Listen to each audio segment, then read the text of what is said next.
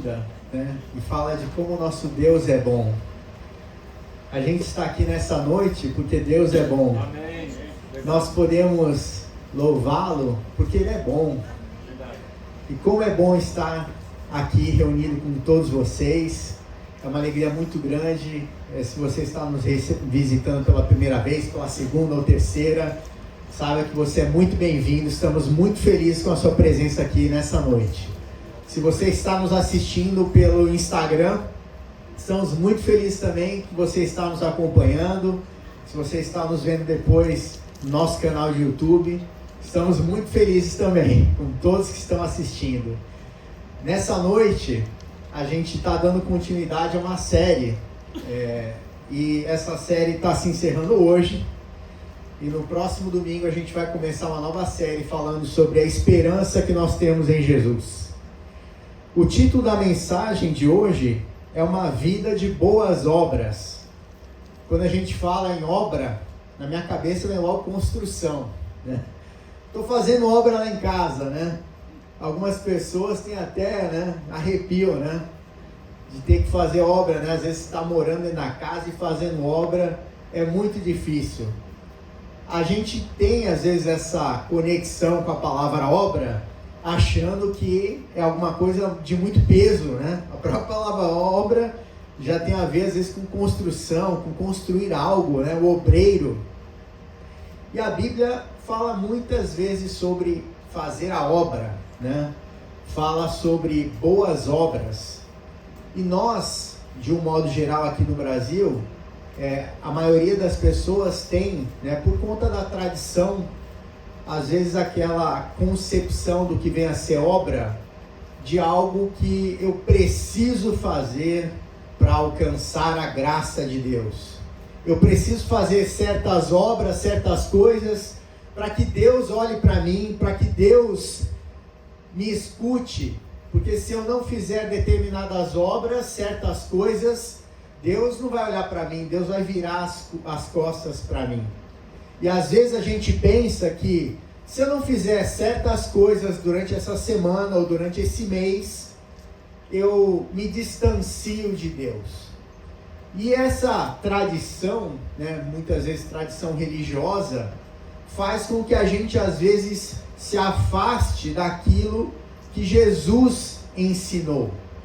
Quando a gente vê os ensinamentos de Jesus Cristo e o ministério de Jesus Cristo aqui na Terra teve uma duração de 3 anos, a gente pensa, poxa, ele ficou aqui nasceu até os 30 anos de idade e começou a obra dele, o ministério dele aqui na Terra com 30 anos de idade, foi até os 33.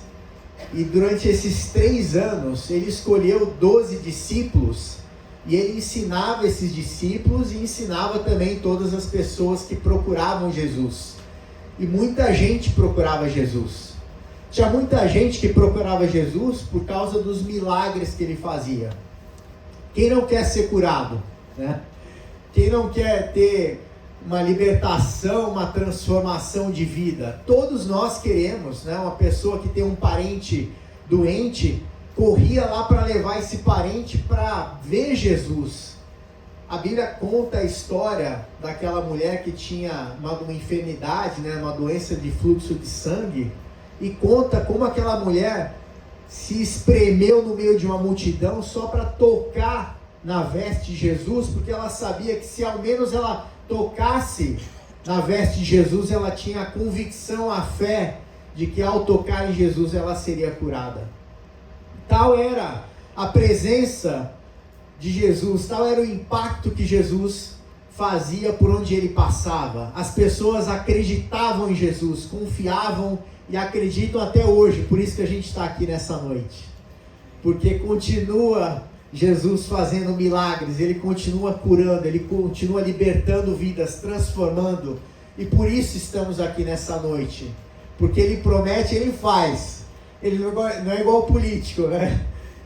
Começa a campanha, um monte de promessa, vou fazer isso, vou fazer aquilo, e aí termina o mandato e não fez, às vezes, nem 10% de tanta coisa que prometeu. Tudo o que Jesus prometeu na palavra dele, na Bíblia, ele cumpre. Às vezes a gente não entende porque certas coisas que a gente espera de promessas para a nossa vida não acontecem no tempo de acordo com as nossas expectativas. Mas Deus cumpre 100% das promessas dele. Pode ser que às vezes nós nem vamos ver aquilo que ele prometeu, talvez nossos filhos vejam, mas as promessas de Deus nunca falham. E o título da mensagem fala uma vida de boas obras. O primeiro ponto que eu queria falar aqui nessa noite é que a graça nos salvou. Mas o que é graça? A gente aprende lendo a Bíblia, na carta que Paulo escreveu à igreja de Efésios, capítulo 2, nos versículos de 8 a 10, eu vou ler aqui esse trecho da Bíblia. Paulo está dizendo assim para a igreja que estava em Efésios: pois pela graça de Deus vocês são salvos por meio da fé.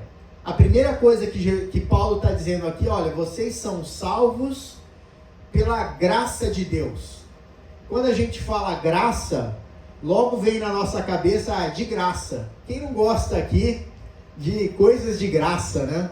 Há um tempo atrás, eu, minha esposa, meus filhos, a gente recebeu um convite para ir num evento, né? Uma corrida de carros, de graça. Quem não gosta, né? É a melhor coisa que tem, você não precisa pagar, você entra de graça.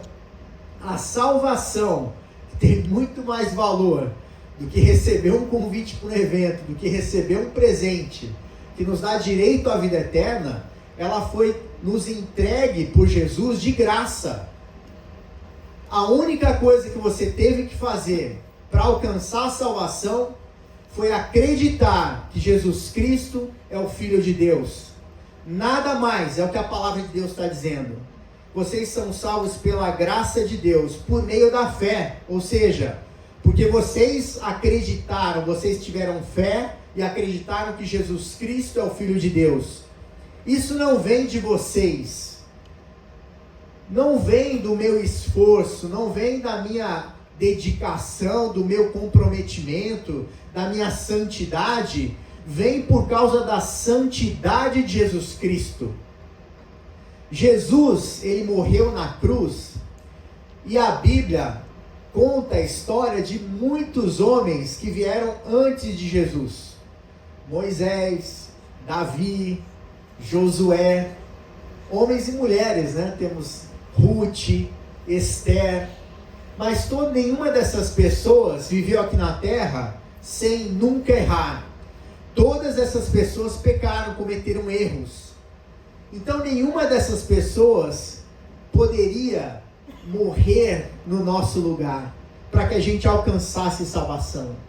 Deus teve que mandar o próprio Filho dele aqui na terra, viver aqui como homem, mostrar para cada um de nós como é que se vive aqui na terra em santidade. Ele deu o exemplo e depois ele morreu por nós. E por causa do que Jesus fez na cruz, a gente conquistou a salvação. No Antigo Testamento, que a gente tem a Bíblia dividida entre Antigo e Novo Testamento, a gente tem e aprende sobre a história do povo de Israel, e especialmente nos primeiros 5 livros da Bíblia, existem muitos ensinamentos ali sobre o judaísmo, né? Sobre a prática daquela época.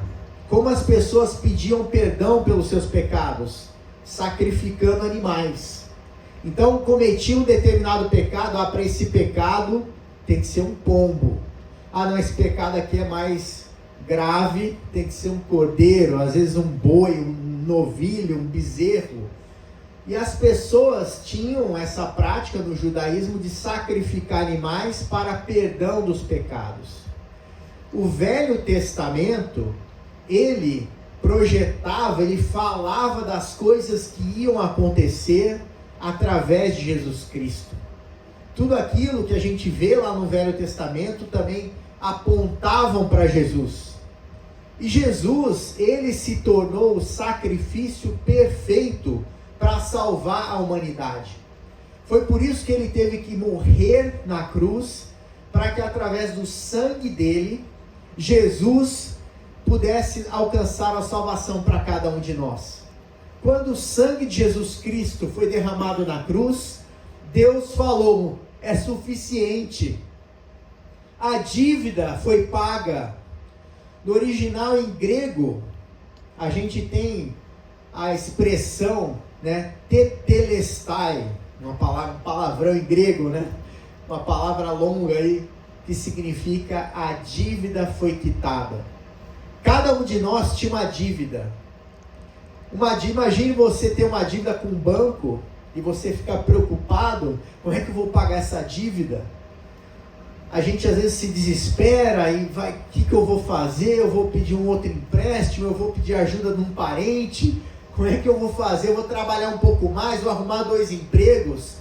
Ninguém gosta de ter dívida, é algo que incomoda, né, a pessoa. Imagine você ter uma dívida impagável. Você nunca poderia trabalhar a sua vida inteira, poderia fazer o que você quisesse fazer, e você sozinho jamais conseguiria pagar essa dívida. Foi essa dívida que Jesus pagou por vós, por você e por mim. Jesus, quando morreu na cruz do Calvário, ele pagou a nossa dívida. E porque ele pagou a nossa dívida, nós alcançamos o direito de ter livre acesso a Deus. Antes, para falar com Deus, as pessoas no Antigo Testamento precisavam de um sumo sacerdote, de procurar aquele sacerdote que ia fazer o sacrifício dos animais, e era ele que tinha contato com Deus. Tinha o lugar santo, o santo dos santos, tinha ali no templo, no tabernáculo, onde as pessoas antigamente tinham culto e adoração a Deus. Quando Jesus conquista a vitória na cruz, ele nos assegurou o direito de ter contato direto com Deus, sem intermediários. E a gente tem esse livre acesso a Deus Pai, por causa do sacrifício que Jesus, o Filho, fez na cruz. E continuando a ler esse texto em Efésios, no versículo 9, diz assim: a salvação não é o resultado dos esforços de vocês, portanto ninguém pode se orgulhar de tê-la, pois foi Deus quem nos fez o que somos agora em nossa união com Cristo Jesus. Ele nos criou para que fizéssemos as boas obras que Ele já havia preparado para nós. Esse texto está dizendo que Deus nos criou para as boas obras. Quando a gente, no início, eu estava falando sobre obra, às vezes tem uma conotação de algo pesado, que é difícil, mas quando nós andamos com Jesus e aprendemos com Ele e caminhamos ao lado dele, fazer obras se tornam algo natural para nós. Mas o que são essas obras? Antigamente a gente tem, os livros de história contam como muitas pessoas procuravam fazer certas coisas para alcançar a salvação. Houve um tempo em que pessoas compravam, né, certas coisas, certas relíquias para poder alcançar a salvação. E criou-se essa mistura das coisas, obra, né? Eu preciso fazer obra para alcançar.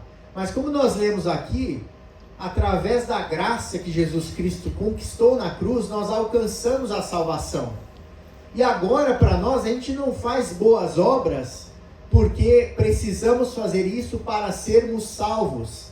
Fazer boas obras vem logo na nossa cabeça: fazer boas coisas, ajudar o próximo, ajudar a pessoa carente, o necessitado. Mas é muito mais do que isso. Significa servir a Jesus. A servir a Jesus, mas o que é isso? Jesus, quando nós entregamos e reconhecemos que Jesus é o Senhor das nossas vidas, se Ele é nosso Senhor, nós também temos interesse, por amor, em fazer aquilo que agrada ao nosso Senhor. Eu não quero fazer boas obras porque eu vou ficar bonito na foto, porque as pessoas vão ver e vão falar: poxa, esse rapaz aí é tão caridoso, é tão bonzinho, né? Ajudou o pobre. Não, a Bíblia é cheia de situações onde Jesus chegava para as pessoas e fala: olha, quando você for entregar, né, a sua oferta, você não precisa fazer, né, cantar música, fazer barulho para que as pessoas vejam. Jesus falou, não, você vai lá e entrega escondido, né, e o teu pai que vem em secreto te recompensará. O cristianismo não é sobre você querer aparecer, não é sobre você fazer as coisas para o outro ver, é sobre você fazer as coisas para Deus, porque você ama a Deus, e porque você ama Ele, você quer fazer coisas que agradam a Deus. E quanto mais você se relaciona com Deus, quanto mais você anda com Ele, mais você vai aprender as coisas que agradam a Ele. Se você convive com uma pessoa, você acaba adquirindo hábitos dessa pessoa, características. Cada pessoa dentro da sua casa, da sua família, você pega hábitos do seu pai, da sua mãe, dos seus irmãos. Quanto mais você anda próximo de Jesus, mais você vai adquirir na sua vida as características de Jesus. Mas como é que eu ando ao lado de Jesus? Você anda conversando com Ele, se preocupando em entender o que Jesus espera para você. Como é que Jesus quer que eu me porte nessa situação? Como é que Jesus quer que eu caminhe no meu dia a dia? Que tipo de coisas agradam a Deus? Será que falar certas coisas vão agradar ou não a Deus? E quanto mais você começa a exercitar isso de maneira consciente, mais você vai se aproximar de Deus e das características de Jesus Cristo no dia a dia. Quando a gente entrega a nossa vida a Ele, a gente abre uma avenida de uma nova caminhada com o Senhor Jesus. E o Espírito Santo de Deus, a Bíblia fala que foi deixado aqui na terra para nos ajudar a trilhar o caminho a cada dia ao lado do Pai. E o segundo ponto que eu queria falar aqui é que devemos servir por amor. E eu queria ler uma passagem da Bíblia, na carta de Colossenses, capítulo 3, versículos 23 e 24, que diz assim: o que vocês fizerem, façam de todo o coração, como se estivessem servindo o Senhor e não as pessoas. Lembrem que o Senhor lhes dará como recompensa aquilo que Ele tem guardado para o seu povo, pois o verdadeiro Senhor que vocês servem é Cristo. Esse texto é muito bonito e ele fala sobre a importância de a gente fazer as coisas com todo o nosso coração, como se estivessem servindo o Senhor e não as pessoas. Nós trabalhamos, nós estudamos, e imagine só a mudança de perspectiva ou quebra de paradigma que é quando a gente enxerga a nossa empresa não mais como algo que eu trabalho para receber meu salário, mas quando você começa a pensar, eu tenho um emprego, um trabalho, uma profissão, tenho uma empresa, eu faço o exercício de uma profissão, mas eu faço as coisas primeiramente porque eu amo a Deus. Quando o seu chefe pede alguma coisa para você, o que esse versículo está dizendo é que você precisa respeitar e obedecer. Obviamente você vai respeitar porque você está no seu trabalho, às vezes você respeita e obedece para não ser mandado embora, mas é muito mais do que isso. Quando nós conhecemos a Jesus e entendemos a verdade desse princípio, significa que eu vou trabalhar, por pior que seja o meu chefe. É um carrasco às vezes, é uma pessoa muito dura, muito difícil de lidar. Mas se você começa a fazer as coisas por amor, você começa a fazer, Deus chega no seu trabalho de manhã, eu estou aqui porque você primeiro permitiu que eu chegasse até aqui. E Deus, eu quero trabalhar nessa manhã, nesse dia, como se eu estivesse trabalhando para você, e não para a empresa, e não para o chefe. Como é que seria, né? Como é que vai ser o seu dia a dia na medida que você incorporar esse princípio no seu dia a dia? É exatamente o que esse versículo está dizendo. Vocês, como se vocês estivessem servindo ao Senhor e não às pessoas. E lembrem-se que o Senhor lhes dará como recompensa aquilo que Ele tem guardado para o seu povo. Existem recompensas que Deus dá para cada um de nós quando nós somos fiéis e amamos fazer aquilo que agrada a Deus. Essas recompensas vêm naturalmente. E a gente não vai, não vou pensar nisso, vou servir o meu chefe como se estivesse servindo a Deus, esperando receber algo em troca. Não, nós fazemos porque nós amamos a Deus. E Deus conhece o nosso coração mais do que qualquer outra pessoa.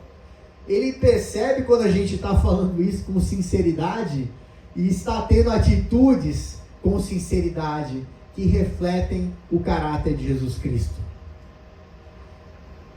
A Bíblia também fala no livro, na carta de Paulo aos Coríntios, capítulo 9, versículo 8, diz assim: e Deus pode dar muito mais do que vocês precisam, para que vocês tenham sempre tudo o que necessitam, e ainda mais do que o necessário para fazerem todo tipo de boas obras. Deus, Ele nos capacita para fazer boas obras. Ele nos capacita a ajudar as pessoas. A gente às vezes fica pensando, poxa, essa semana não tô legal. Às vezes a pessoa está com resfriado, está com uma gripe, está com alguma enfermidade, está com algum problema na família, está triste, está enfrentando uma situação difícil.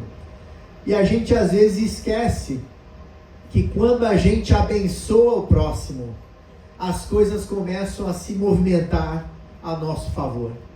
Quando você começa a olhar menos para você e começa a olhar mais para o próximo, Deus começa a fazer as coisas em seu favor.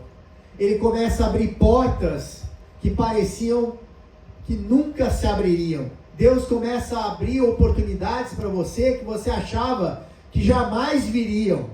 Quando você começa a trabalhar para o seu Deus, para o seu Senhor Jesus, e fazer as coisas que agradam a Ele, Deus vai começar a abrir oportunidades para você, vai abrir portas, vai abrir janelas, porque Deus quer fazer coisas grandes através da sua vida. Deus quer te usar aqui nesse mundo para que você possa fazer a diferença na vida de outras pessoas.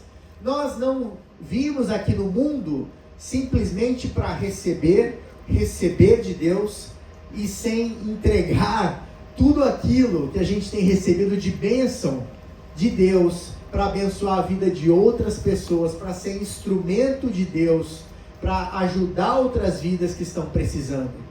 E quantas vezes eu tive experiências de poder, em situações difíceis, estar ajudando pessoas e vendo Deus fazendo milagres e transformações na minha vida. Às vezes aquela semana que você está péssimo, sem vontade às vezes de sair da cama, começa a lembrar, Deus, eu estou me sentindo mal nessa manhã, porque Deus sabe como você está. Não adianta a gente consegue talvez enganar as pessoas com a nossa postura, porque as pessoas não enxergam o que está dentro de nós.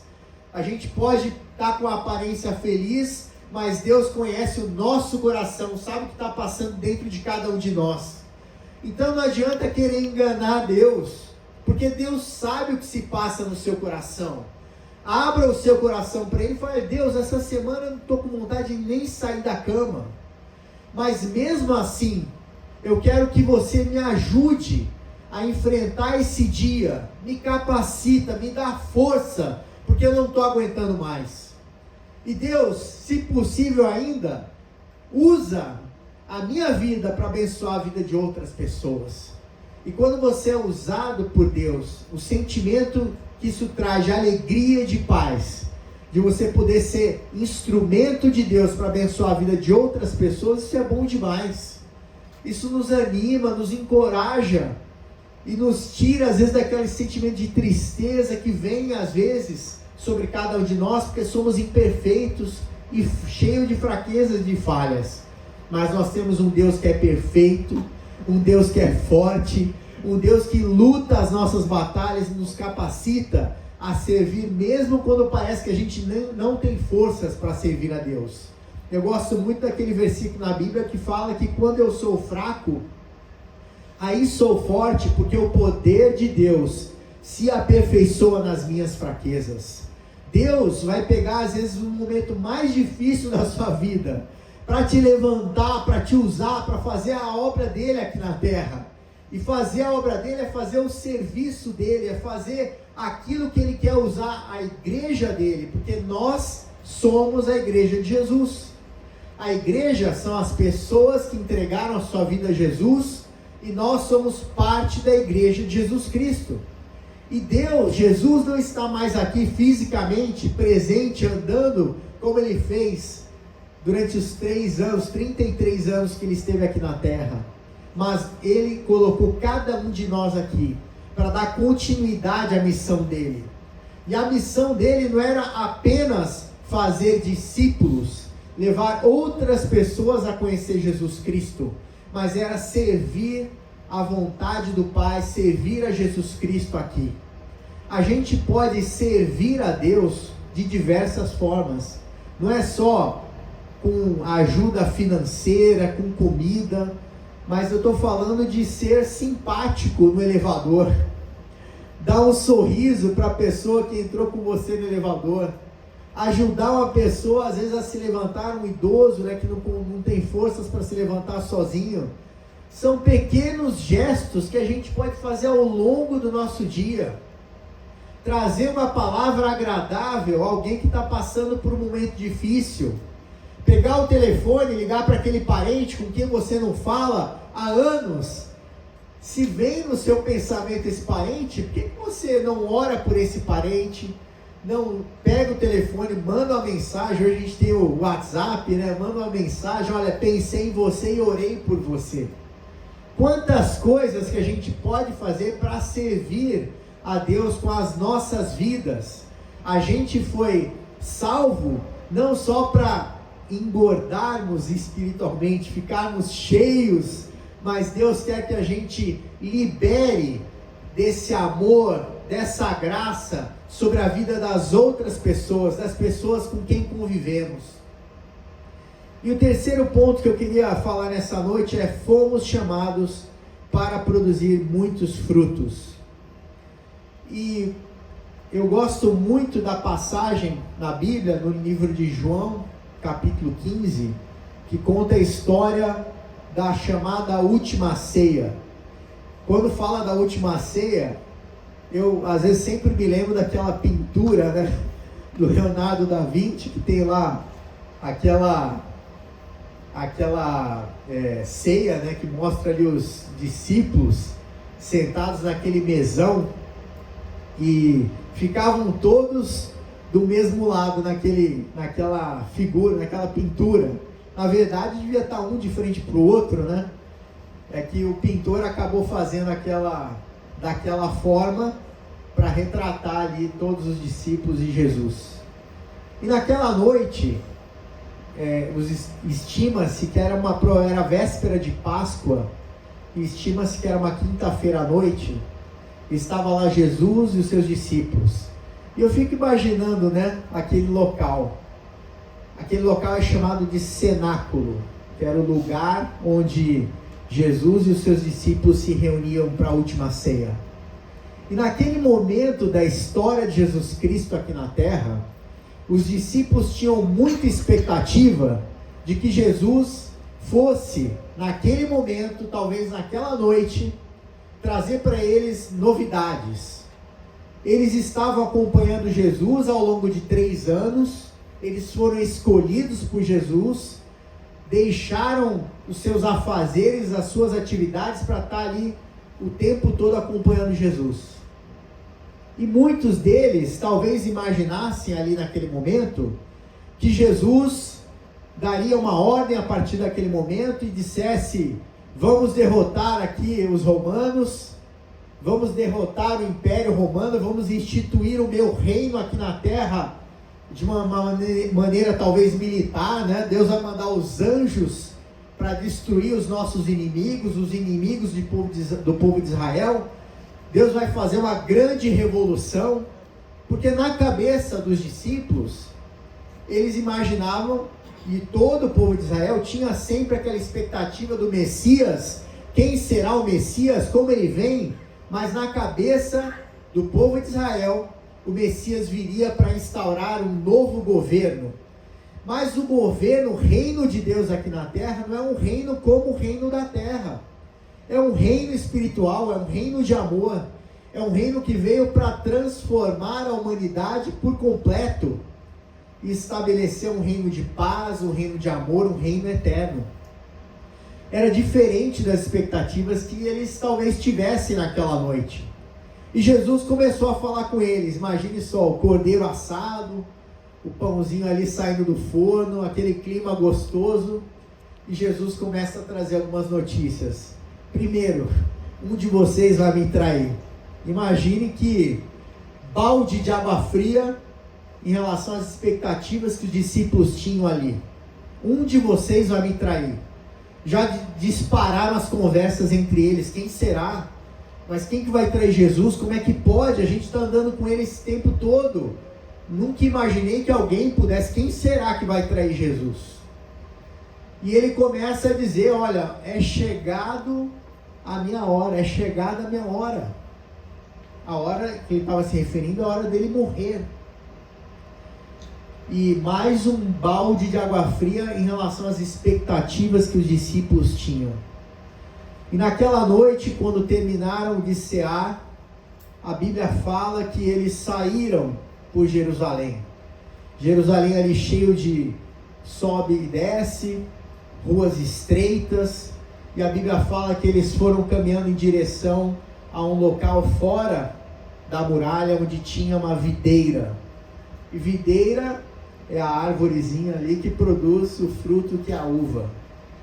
E andando com seus discípulos no meio daquelas videiras, Jesus falou, eu sou a videira verdadeira. E Jesus sempre usou muito de parábolas, que eram comparações, para que as pessoas pudessem ter ali uma analogia para fazer o entendimento daquilo. Muitas parábolas eles não entendiam, mas naquele momento Jesus traz o exemplo da videira e ele fala, eu sou a videira verdadeira. Em João 15:5 diz assim, eu sou a videira e vocês são os ramos. Quem está unido comigo e eu com ele, esse dá muito fruto, porque sem mim vocês não podem fazer nada. A Bíblia no original, quando fala de fruto, a palavra tem a mesma raiz de obra. Dar muito fruto, vocês vão servir e produzir e vão trazer muitos frutos na medida em que vocês estiverem em mim. E ele usa o exemplo da videira, ele falando, eu sou a videira. E quando você vai lá numa parreira, né, vê uma parreira de uva, você tem o tronco da videira que sai do chão, e você vê aqueles ramos que se estendem às vezes por uma distância longa. Cada um de nós é um ramo da videira. Quando nós entregamos a nossa vida a Jesus, nós nos conectamos com a videira que é Jesus Cristo. E nós não podemos produzir frutos se não estivermos conectados ao Pai. E estar conectado ao Pai é você viver uma vida próxima a Jesus, não uma vida distante dele. Esse texto diz que nós só podemos produzir frutos e muitos frutos se estivermos ligados a Jesus Cristo. Se nós vivemos uma vida distante, e eu sei que muitas vezes as pessoas em algum momento lá atrás entregaram a sua vida a Jesus, reconheceram que Jesus era o Senhor e Salvador das suas vidas, e por conta das situações, elas se distanciaram.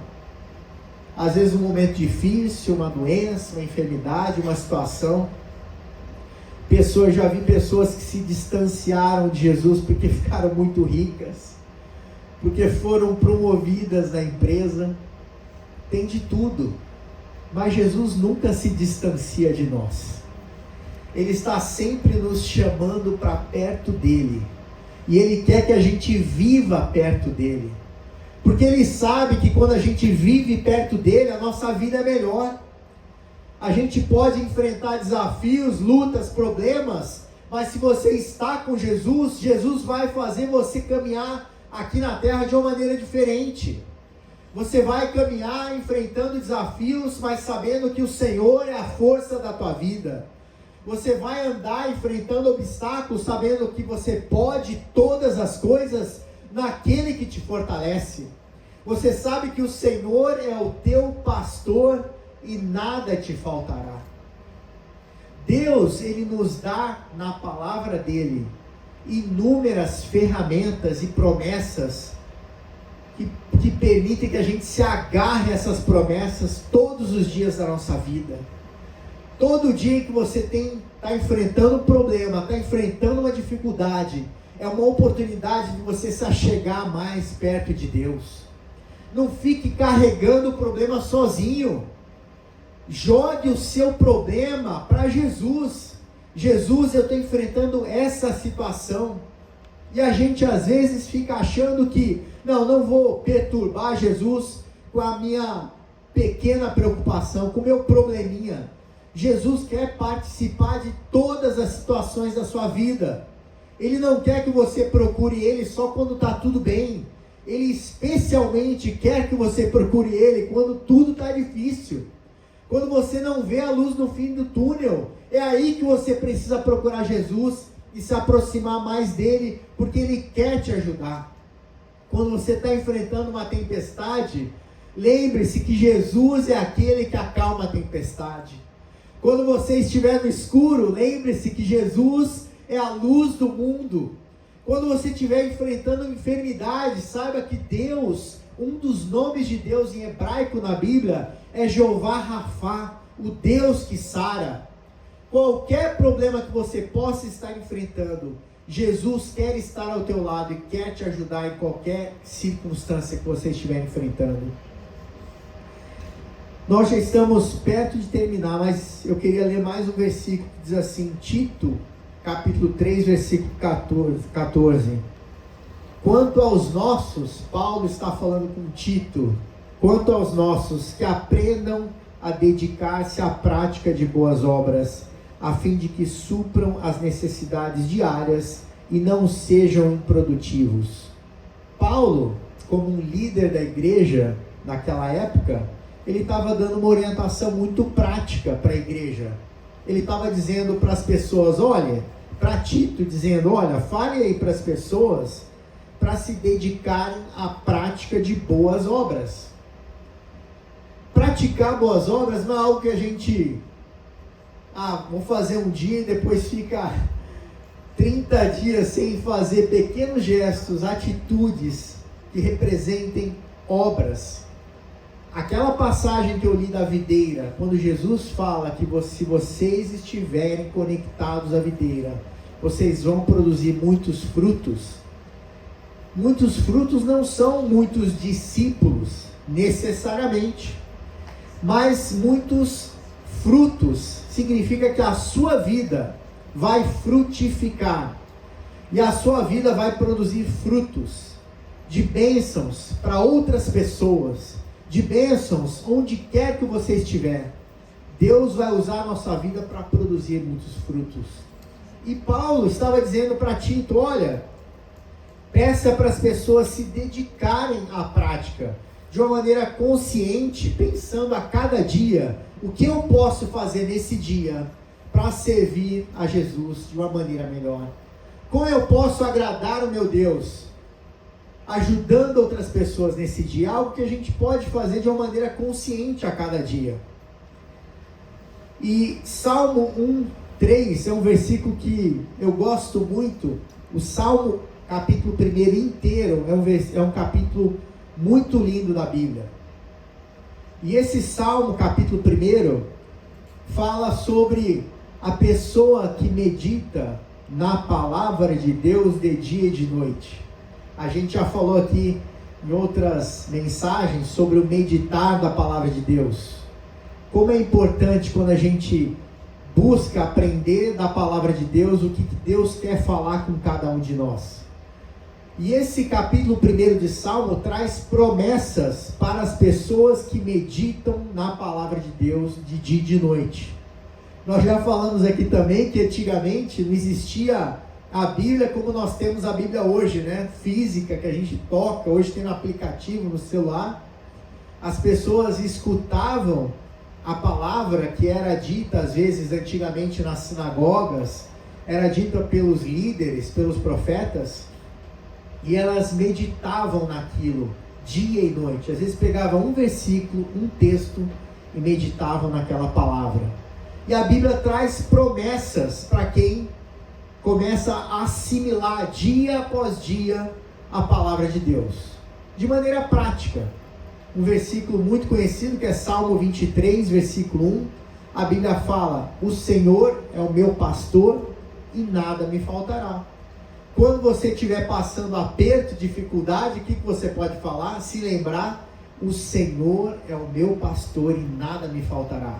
Às vezes não tem comida no prato, mas você está declarando não o que você está vendo aos olhos naturais, mas você está declarando pela fé: o Senhor é o meu pastor e nada me faltará. Não vai faltar paz, não vai faltar alegria, não vai faltar esperança. O Senhor é o meu pastor e nada me faltará. Isso é o que? É meditar. É você estar no metrô, no ônibus, no carro: o Senhor é o meu pastor e nada me faltará. E você vai acrescentando. O que não vai faltar? Não vai faltar alegria, não vai faltar paz, não vai faltar tantas coisas que você pode acrescentar nesse versículo para a sua vida, para te fortalecer naquele dia.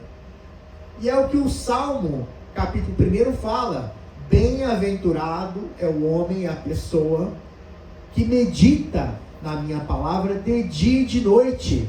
E esse versículo continua dizendo: pois será como uma árvore plantada junto a ribeiros de água, que dá o seu fruto na estação própria. Significa que você primeiro vai estar plantada junto a um ribeiro de água, e a Bíblia fala, do simbolismo da água, do Espírito Santo de Deus. Você está bebendo da fonte, que é o Espírito Santo de Deus, quando você medita na palavra dele. E tudo quanto você fizer, prosperará.